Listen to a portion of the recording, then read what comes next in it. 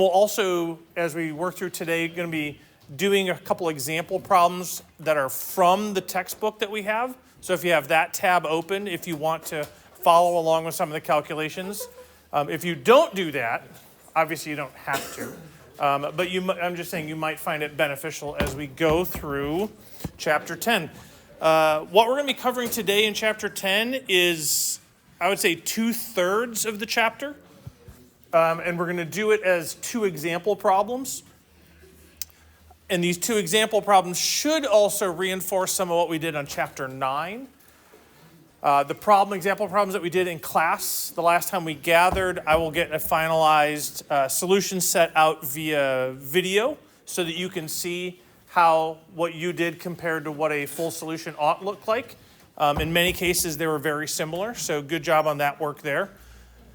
And as I look towards the end of the semester, because we're just down to a month left, I will be getting us in a place where we're going to be doing more of those example problems in class, either in your small groups, on the whiteboards or on the windows, so that you can be more prepared for the final exam that is coming up last couple days of April. Our exam is on the first day of exams, as you're planning out and taking a look at that. I believe 10:30. Verify that always, but I'm pretty sure that's the time and date. All right, so today we're doing comparing 2 samples. So in the past, what we did in chapter 9 is we looked at one sample and we compared that one sample to a known mean in our null hypothesis. Or we had one sample and we compared that one sample to a known proportion, and to find out, has the proportion increased, decreased, those kind of things. But when we're doing it, when I've talked about the conditions, there's an acronym here, SINs, checking your SINs. It is looking at number 1, or the first S, I should say. Did it come from a simple random sample? And I articulated this before. If it doesn't come from a random sample, there's really nothing we can do from a stats level with the data that's collected. So the first thing you need to state when you're verifying the conditions is, and sometimes it's just a matter of underlying it in the phrase, in the question, and then drawing an arrow saying, stated as a random sample. So if it's a random sample, we can continue on. The I stands for independent. And that independent is reference to, now that we're doing 2 different samples, we need to take 2 samples that are independent from one another. All right? Which simply means, if you are selected for one group, then you couldn't be selected from the other group because they're 2 independently selected samples of data that we're pulling from. If they're not independent, then we have risk that the influence of one data set might influence a different data set. So when we're looking at comparing 2, we have to identify, are these 2 independent samples? Were they taken either at different times, from different subpopulations, something along those lines. N is where we're going to spend a lot of time, and we typically do, and this is in terms of normality.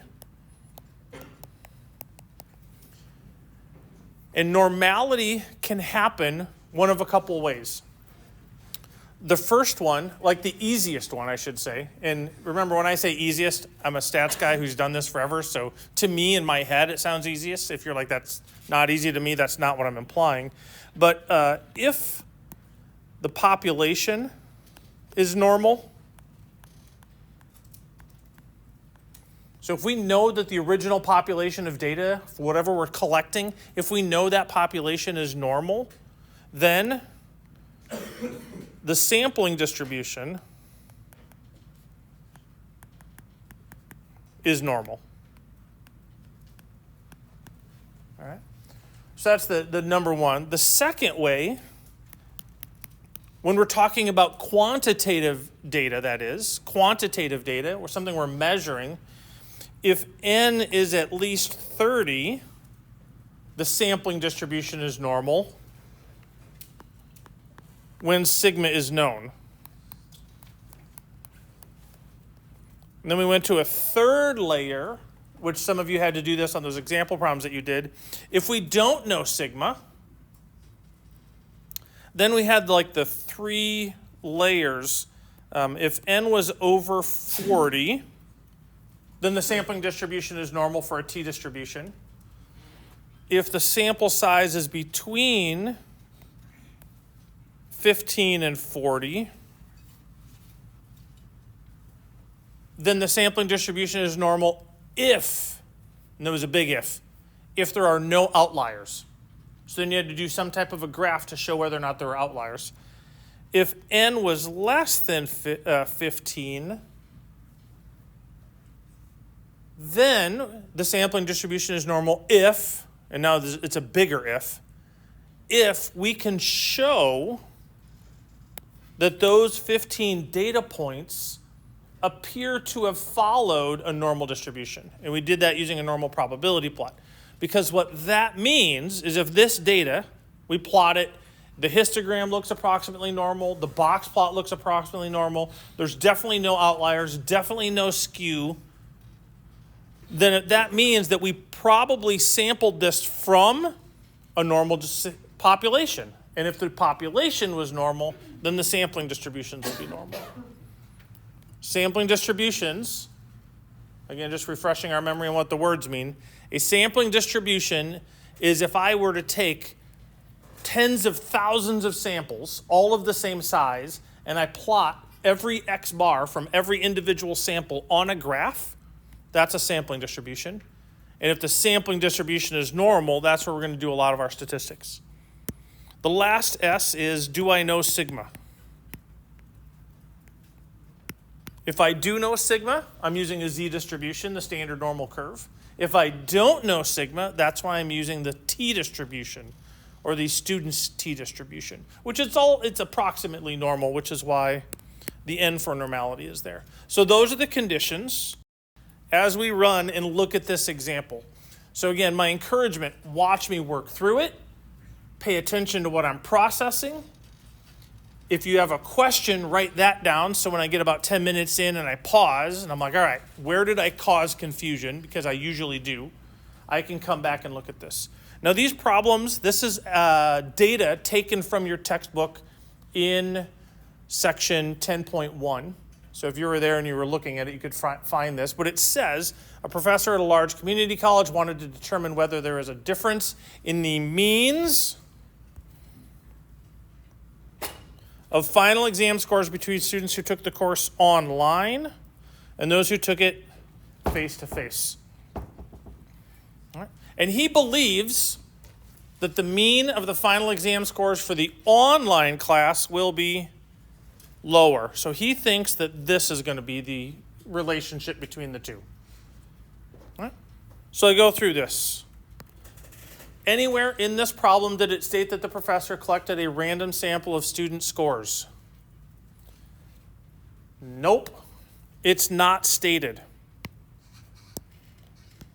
Not stated as randomly sampled. Randomly sampled. Will proceed with caution.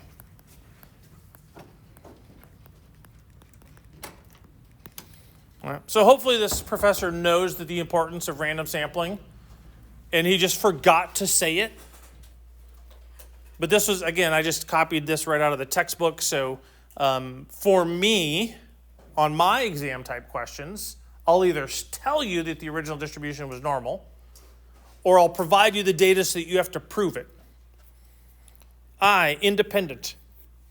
Are these two groups of individuals independent? Could one person be in one group and in the other group at the same time? No, they can't. One's taking it online, the other's taking it face-to-face. So these two groups are independent, so you'd state a phrase indicating that the online group obviously takes it different than the face-to-face group, so the result should be independent. One result on one group should not influence the outcomes in the other group, and that's what independent means. Normality. Do we know that the populations were normal? And the answer is no. The population is not stated as normal. Do I know sigma? And in this case, I look up there and nowhere in the question did it tell me that I know sigma. Because ideally, I'd say, well, in each of these, n is 30. And the central limit theorem would tell me that that means the sampling distribution is normal. And I would write the phrase, since n is greater than or equal to 30, the sampling distribution is normal. But, big but, we don't know sigma. So it's not z, so it's t. So then I've got that three-layered look. So then I have to go and say, all right, is n greater than 40? And the answer is no. Is n between 15 and 30? Yes. So when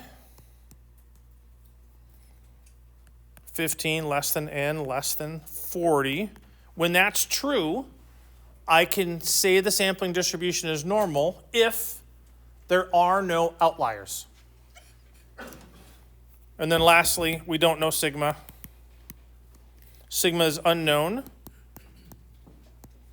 So if anything, we're going to use the student's t-distribution. But in order to do that, we actually have to graph things. So this is what I would do. You'd go to Stats Blue. We'd go to this one here, which is called the normal probability plot.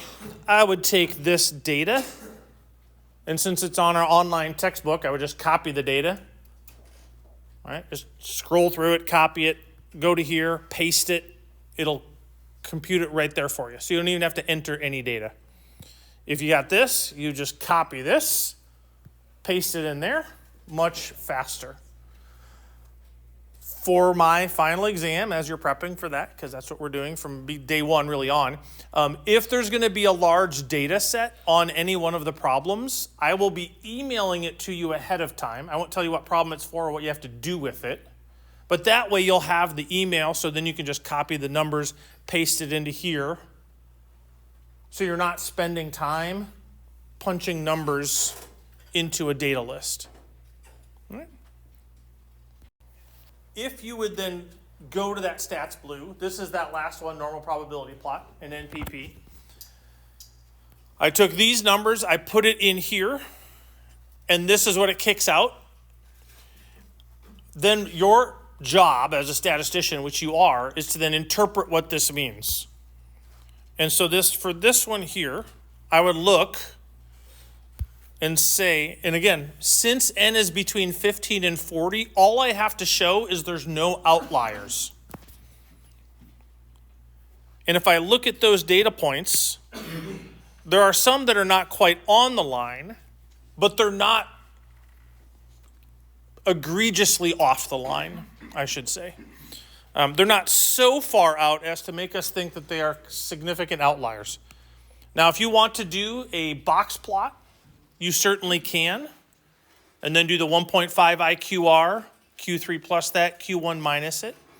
But here I would say, since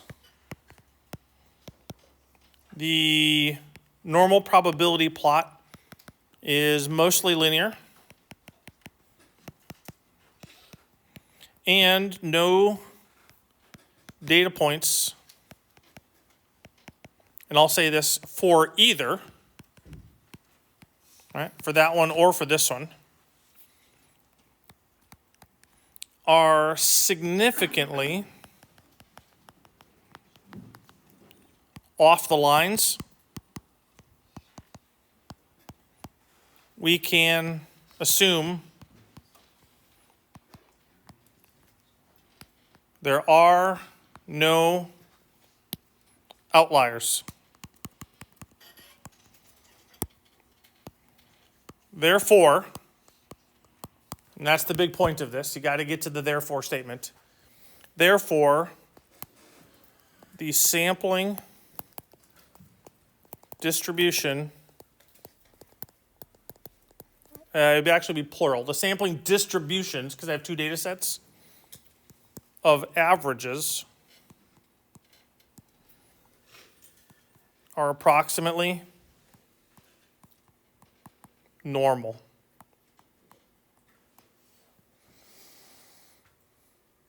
So for some of these steps, you'll see that I pause and I actually spell out and I write down and I'm showing you what the words are. That's because these are the very important words to remember how to write down and what to write down. All right.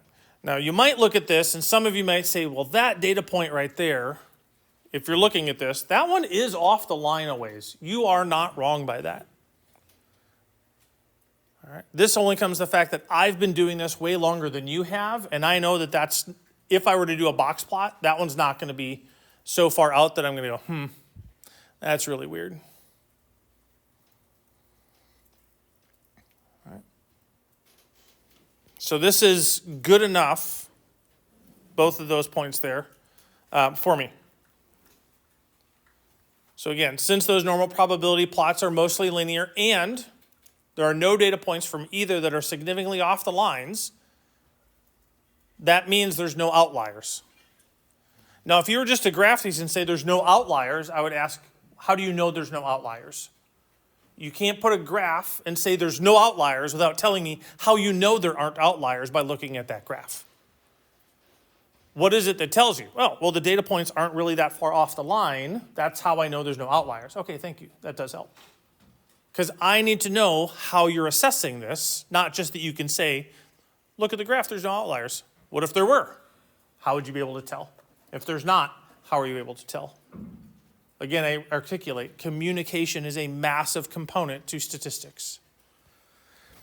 And then, because of that, that's how I know that the sampling distributions are approximately normal. So SINS, that N normality, all the work here goes into showing that the sampling distributions are normal.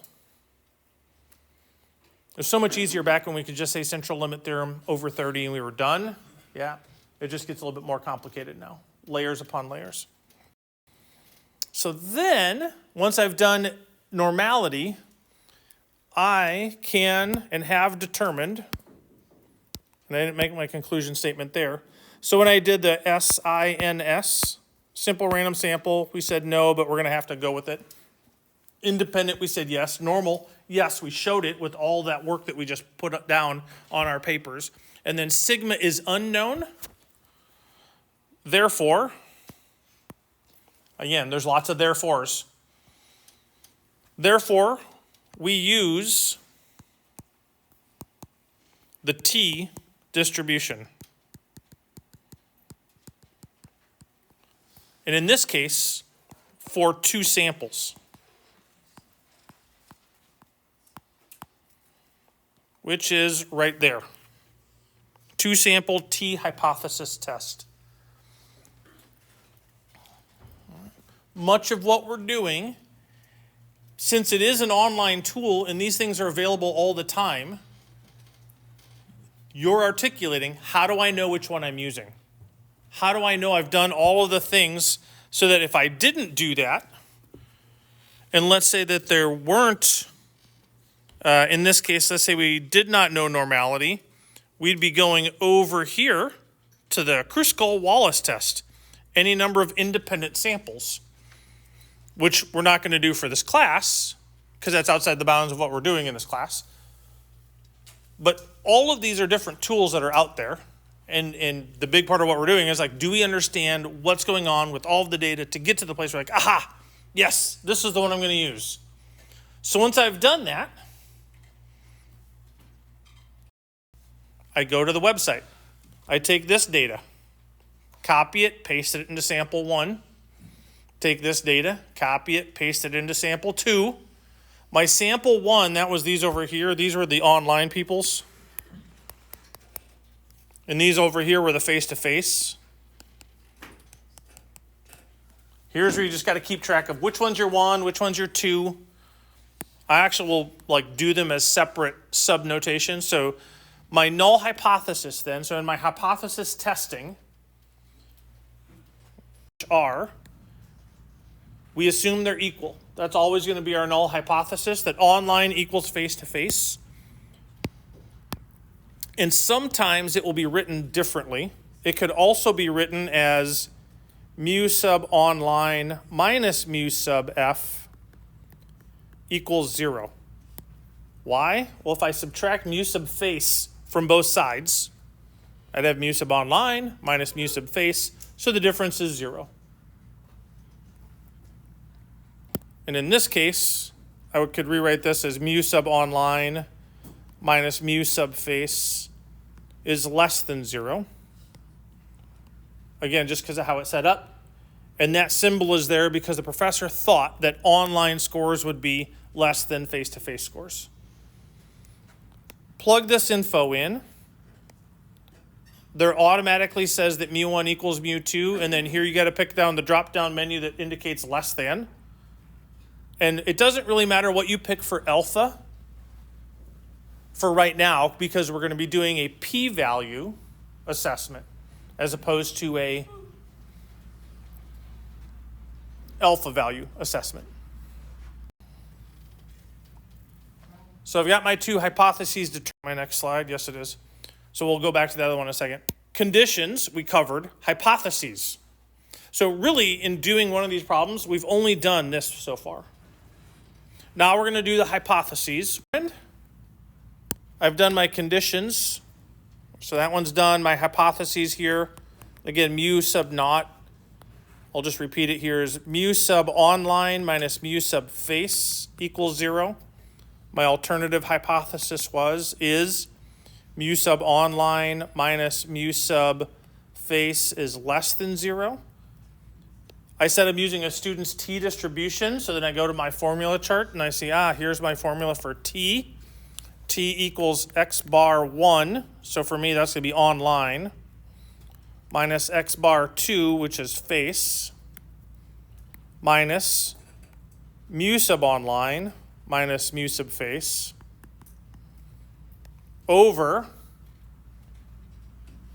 square root of s sub 1, or for me that's online, squared over n1, plus s squared of the faces over n2.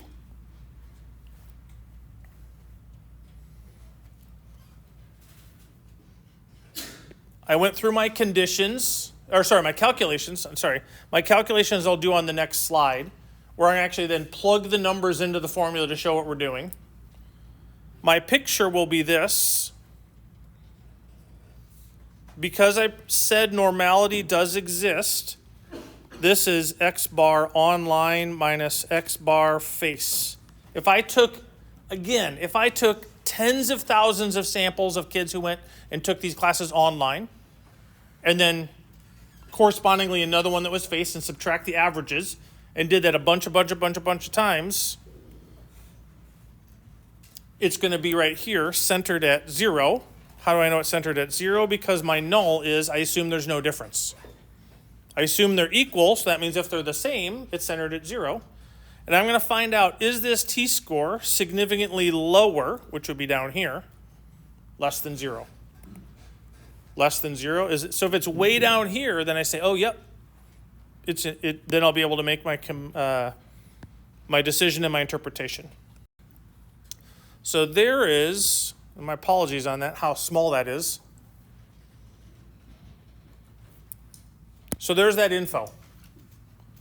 The t-score formula was t equals x bar 1, which was 72.85, minus x bar 2, 84.98, minus, and the equation was mu1 minus mu2.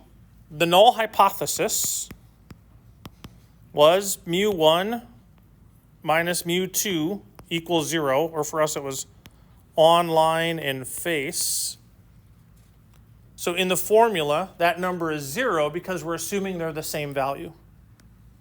Divided by, had a big square root. The standard deviation of online was my one sample. So it'll be 16.918 squared over n1, which was 30. The standard deviation of the second sample, 11.7. 714 squared divided by the size of that sample, which was this. Your responsibility, know the formula, write the formula down, use the online tool that when we plugged it into the 2-sample t-test, you hit calculate, it spits this out at you. Plug the correct numbers into the formula, This tells me that you know which numbers go with the formula. And then it told me the t-score was 1.67. That was right here, 1.67492. 674, well, we'll call it 5. Degrees of freedom, when we did one sample, if you remember, it was, in the past, n-1 was degrees of freedom. That's not the formula anymore. It's actually a ginormous, really ugly, nasty-looking equation that you're never going to have to calculate by hand. So when you look at this and wonder, how could we have a decimal degrees of freedom? It's because it's this, again, ginormous, ugly-looking formula that has square roots in it and squareds in it and all sorts of stuff going on that we're not going to ever do by hand. If you want to look up the formula, it's in your book. But I essentially have 52 degrees of freedom. Take that back. 51. We have to always round down. Don't worry about that. But you'd always round down. So 51 degrees of freedom, that's my t-score, that's my p-value. So with that in mind, I go back here to my calculations, which happened right over there. My picture, which I will rewrite.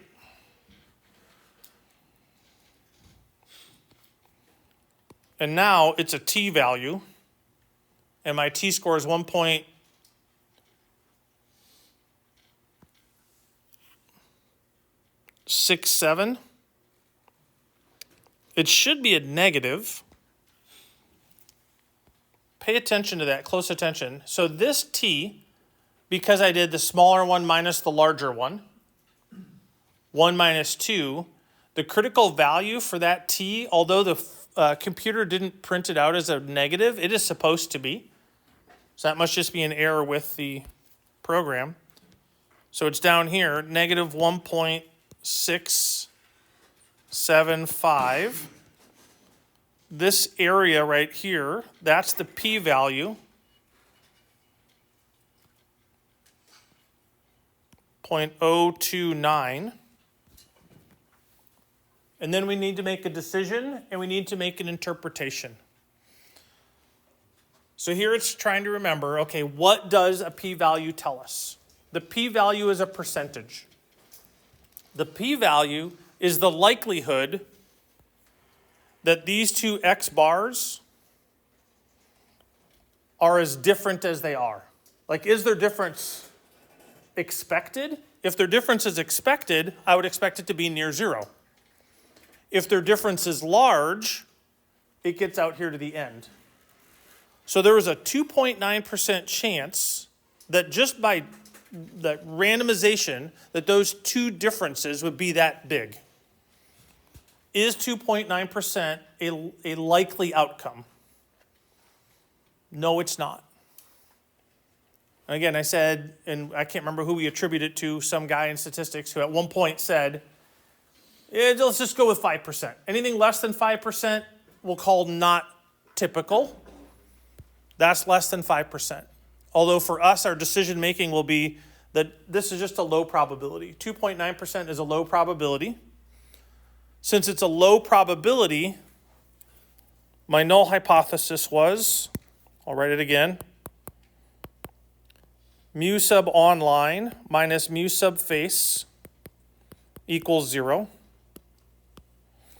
My alternative hypothesis was mu sub online minus mu sub face is less than 0.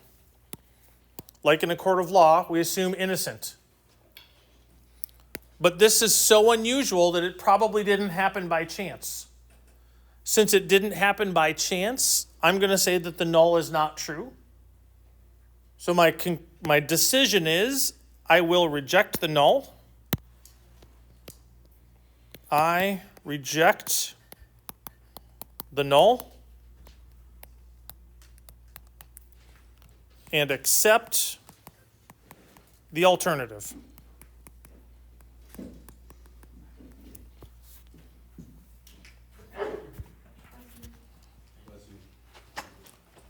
My interpretation then will be a fairly wordy experience. Since this difference in test scores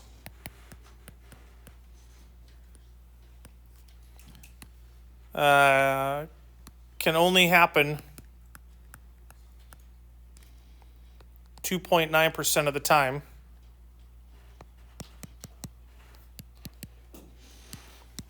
this is significant evidence to show that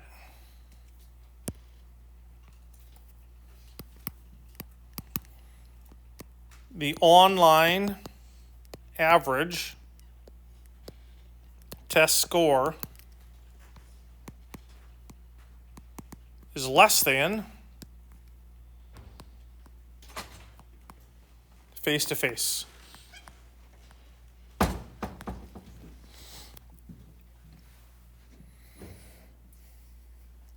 Since the difference in test scores can only happen 2.9% of the time, this is significant evidence to show that the online average test scores is less than face-to-face. So it's a long, wordy sentence that basically says, I accept the alternative hypothesis. But because most people don't speak stat speak, we explain to them what it means.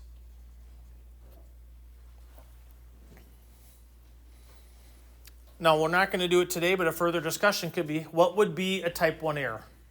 A type 1 error is when you reject the null when you shouldn't have.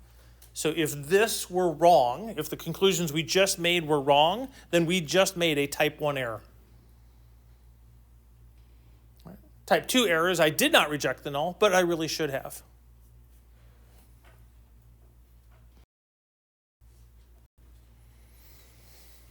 All right, Cohen's D. So Jacob Cohen came up with a quote-unquote simplified version where you use what's called the pooled variance. This is what pooled variance is. So technically variance is s squared. So if I had squared both sides, s squared would be the pooled variance. So then you take the square root of it to find s pooled that goes over here. So I'd go back to that previous screen. I go, okay, n minus 1 is 29. The s number, I'd square it. Then I'd add 29 times the other one squared. Divide it by, let's see, 30 plus 30 minus 2, so 58. And then take the square root of that whole thing, and I put it underneath the difference of the two. So what Jacob Cohen did with this whole d value that he has for the differences is he would say, if that number is large, so 0.8 or more, we would say that there is a significant difference. If it's between 0.5 and 0.8, it's kind of got like a medium difference. If it's between 0.2 and 0.5, it's a small difference. Anything less than 0.2, and he'd say there's no difference. I make reference to this just because our textbook does it. I'm not going to spend really any time on this. But if you're looking for a shorter, again, shorter is relative, I could use these numbers and the s's and come up with another value where I'm not using a z table, I'm not using a t table. I am just comparing the difference in the means, subtract them, and then divide it by the pooled variance, which is right there. And if you did that, we would actually find that the effect that ours would be large. The one that we just did would have a large difference. Well, we just did that. We have online tools. This used to be a bigger deal back before there was a lot of technology around that made it easier to do bigger calculations, where it was actually easier to find the pooled variance and things like that. We weren't referencing t-tables and degrees of freedom. And the massive calculation of degrees of freedom would be alleviated by doing just Cohen's. And like I said, our book talks about it. You might see it in the future, but I really, really, really doubt it. But I didn't want you to look at it, and if you're reading the textbook and wondering where'd that number come from and what's going to happen with this. That's what it is. There will not be an exam question on it. So at that point, some of you are like, well, I'm just going to delete that from the notes I just took. That's fine. So the previous one was comparing two population means, two sample means. Now we're going to compare two sample proportions. It's a similar process. Two types of medications for hives have been tested to determine if there's a difference in proportions of adult patients' reactions. 20 out of a random sample of 200. So I've got a p-hat just as I'm thinking, 20 out of 200. And that will be 1, my first sample. 20 of the random sample 200 adults given medication A. Actually, I'm going to make it p-hat sub A. So p-hat means it came from a sample. The hat means it's an estimation. A means that's which group it was. They had hives 30 minutes after taking the medication. 12 out of another random sample of 200 adults for medication B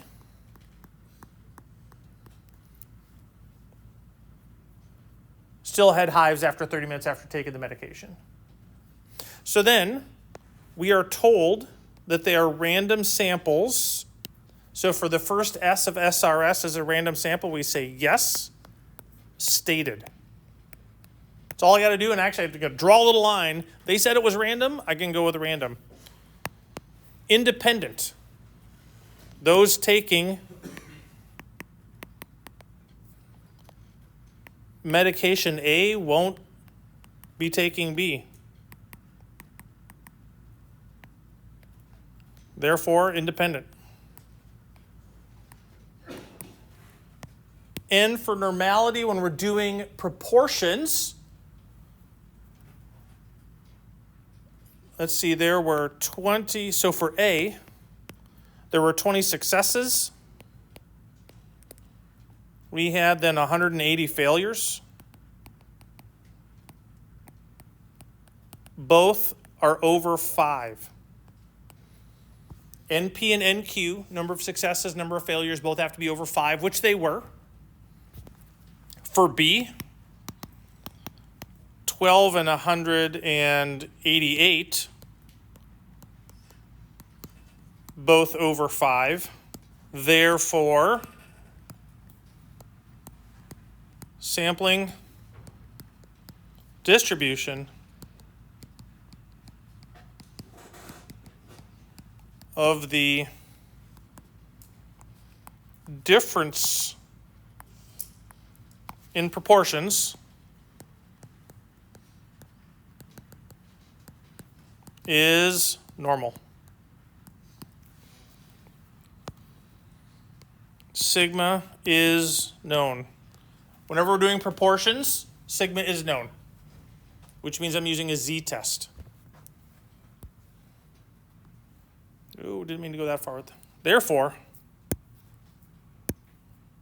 my giant therefore at the end of this one, use z procedure.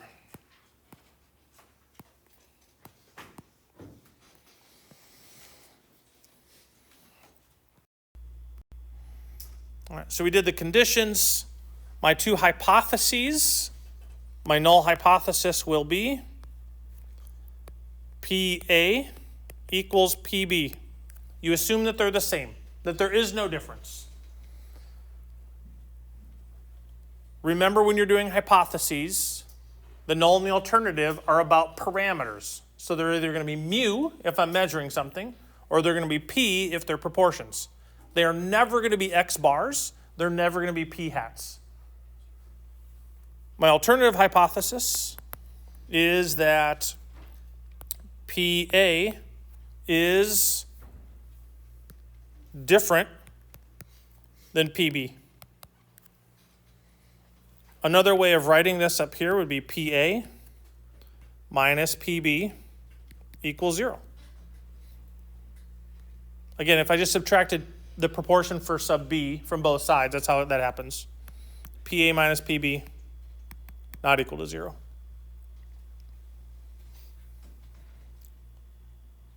My formulas are over here. There's the giant formula for z. P hat 1 minus P hat 2 minus P1 minus P2 over P sub c. P sub c is what's called P combined. If I assume that they're equal, that's the null hypothesis. If A is equal to B, then I assume that it didn't matter which medication they got. So I'm going to have a combined proportion, which means instead of 20 over 200, I'll have 20 plus 12 over 200 plus 200. And then we'll plug in some numbers here in a second. We'll draw a picture. I think I got that on the next slide. So here's these values. And this should have been, so then this will equal 20 plus 12 over 200 plus 200. My P hat 1, 20 over 200. My P hat 2, 12 over 200. Minus, and this was the null hypothesis. The null was that P1 minus P2 equals 0. So this number is 0 because that's P1 minus P2. This number goes down here inside.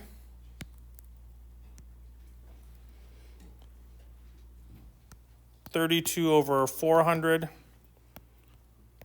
times, this will be over 400, 368. That'd be Q failure, or Q combined, times 1 over 200 plus 1 over 200. Again, look at the formula, look at the list of information, you're plugging it in, and then we go to online sources. We go here. Hypothesis test for two proportions. We plug in 200, and then my P hat 1 was 20 over 200. My N2 was 200, and my proportion there was 12 over 200. This was equal to my null. My alternative we chose to be not equal to. Kicks out all these results. So we entered the numbers in. We showed that that z value is 1.474. So when I draw my picture, here is 0. It was 20 over 200 minus 12 over 200. Positive number, 1.474. That goes on my picture that I show every time. This area is 0.1404, and as a percent, that's 14%. So if we assume that medication A and medication B make no difference, they are equal. If we assume that they're equal, the differences I did find between, so this was 20, this 0.1 is the 20 over 200. That 0.06 is the 12 over 200. Those are different. You can see that they're different. But how different are they? Well, I would get results like that 14% of the time, which is not uncommon. I mean, you're over 10% of the time. 1 in 10 is not uncommon. So 14% still not uncommon. So since this is not uncommon, my decision will be do not reject the null.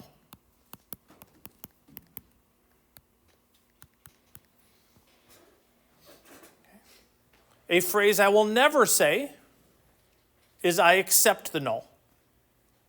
If you get to the end of this, you've done all this work and it's brilliant, and at the end you say I accept the null, that negates all of the work you've previously done. It is the one and only mistake that can undo everything by saying I accept the null. Now, if you've ever taken an AP or sometimes a college level biology class, I know AP biology used to teach the phrase accept the null, and it's mathematically wrong. You can never prove that they're equal. You can never prove someone is innocent. They might know it, but you can never, with outside forces and evidence, ever prove the null. You can't prove they're equal, which is why you can never say, I accept the null. All I can say is, in my interpretation,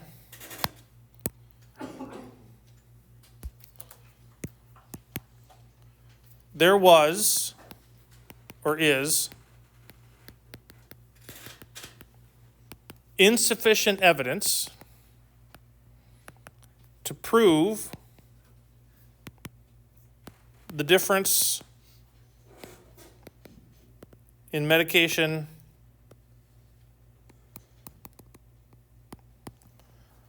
A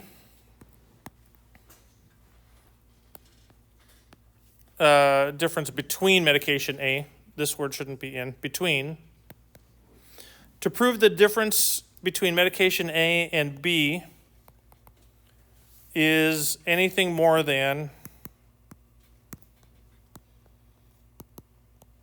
chance. There is not a big enough difference. The difference we saw there could have just happened by random chance. Since it could happen 14% of the time, that's not unusual. I'm good to go. In terms of I'm good to go. I am not able to prove the alternative hypothesis. I just say that I can't prove that medication A did anything different than medication B. The difference we saw just due to chance. Here it's called P hat pooled. I call it P sub C combined. It's the same thing. So if I pool these two together, I'll get 32 out of 400, and that's 0.08. So when you put all of this into stat blue and kick it out, it'll give you all the values that go into your formula. So again, expectations are show the formula, show the numbers in the formula, like I did on the previous slide. The final answer is this final answer here, 1.474. They also give you a 95% confidence interval. So if you were asked to find one, you could say it here, and my interpretation for that would be, I am 95% confident that the difference in proportions between medication A and medication B being effective is somewhere between negative 0.013 and positive 0.093. I could use that also to say, because 0 is in that interval, and my null hypothesis was that there is no difference. My null hypothesis was that the difference is 0. Since 0 is in that interval, that would also confirm that I cannot reject the null. Because it's possible that 0 could happen, given the information here. 20 out of 200 and 12 out of 200. They're different, but they're not so different that I go, wow, that's a big difference. Because at a 95% confidence, 0 is still in the interval, which means 0 is a possibility, which means I can't reject the null. The null is possible.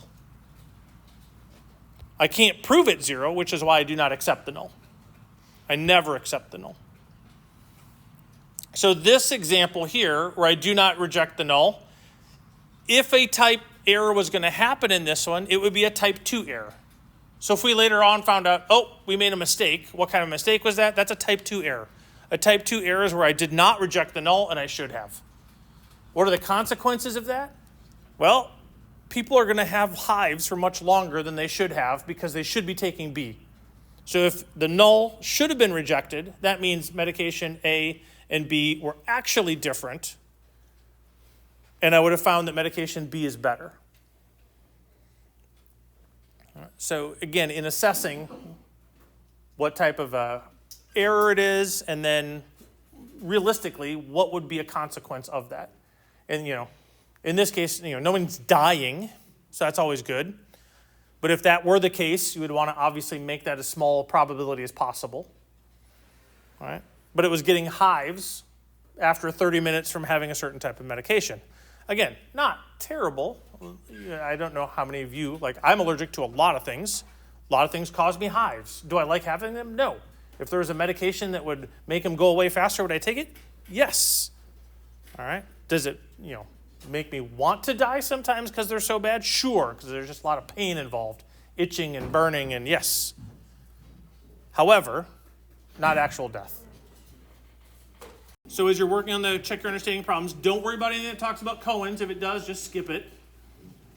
One of the sections in chapter 10 says, hey, if we have two samples and we know sigma for both, we're going to use the Z procedure. We're rarely going to be talking about that, and you will not have one of those questions on your final exam because it's pretty much never going to happen. I mean, rarely you can do a one sample test and you sample data from a population where you have a long history of knowing the standard deviation. Possible. The likelihood that you're going to be sampling from two independent populations and you're going to know sigma for both, like that would be great, but in the land of real stats, that never happens. So we're not going to have a test question on that. So you can look at them and use the z-score formula. It's much simpler than it's actually identical to the t, but where the s is, there's sigma. It's the same thing. And there's procedures that do it. You can use StatBlue to try a couple of them, but don't spend a lot of time there. Spend a lot of time on 2 sample t procedure problems and 2 sample proportion problems. All right. We do not have class this next